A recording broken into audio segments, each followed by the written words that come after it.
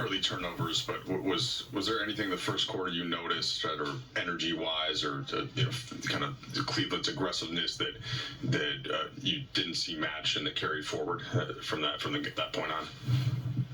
Yeah, they're a really good basketball team. They spread you out, and they have guys with some pop, with Garland and Mitchell, and certainly Levert and Ty Jerome played great. It's good to see him healthy. I think we just kind of got punched in the mouth a little bit, but we play good teams. You can't afford a lot of mistakes. We made a lot of mistakes. Simple stuff sometimes, low man rotations, not executing our switches early.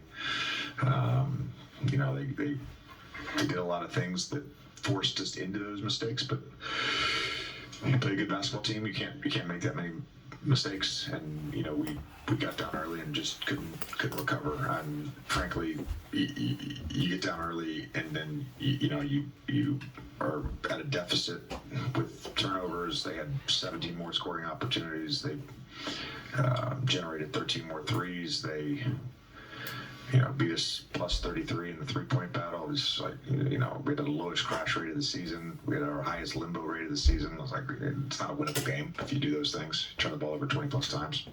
Not gonna win those games. It's just math. So when it's that clear and that distinct, you're thinking about when you're going to the next game, do you focus on this game, the film and everything, or is there a part of it that you watch if the effort just wasn't good enough all the time? We're gonna have to watch this film. I mean, just based on the travel, we'll be able to do that. So. JJ, how was AD look like at some point? He was limping. AR took a knee to knee. Anything of any concern with either of those guys? I haven't got an update on either of those guys. One of the things that you've always said about your team is you've always liked their level of compete. Disappointing tonight to see that kind of maybe vaporize a little bit underneath what Cleveland did. Yeah, I don't know that it was that. Again, Garland and Mitchell off the dribble gave us a lot of problems. So, you certainly can ask and want to have a little more pride on the basketball. I just, I don't think the focus and attention to detail of what we were trying to do was great tonight. It didn't feel like, it was an effort thing or a competitiveness thing. It was just, kind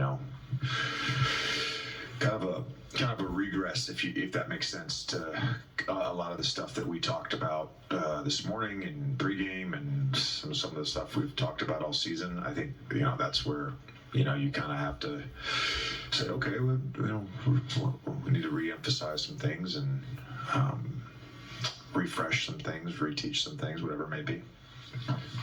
With the game out of hand in the fourth quarter, you put Bronny James in. Obviously, this fan base appreciates the James family. They were calling for it a lot of the second half. Just what'd you make of his minutes and him scoring the first bucket back here?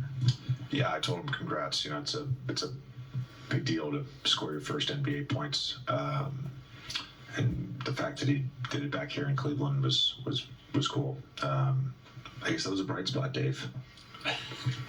That's cool. Yeah. JJ, looking bigger picture with some of the trends from tonight, Kenny had said pregame that they felt they had to attack you guys in transition because of how good your half-court defense is. So I guess with that kind of context, like, what do you feel like the transition defense is at currently, and how do you feel like it can improve? You have to stay out of limbo, number one, and your offense has to help your defense.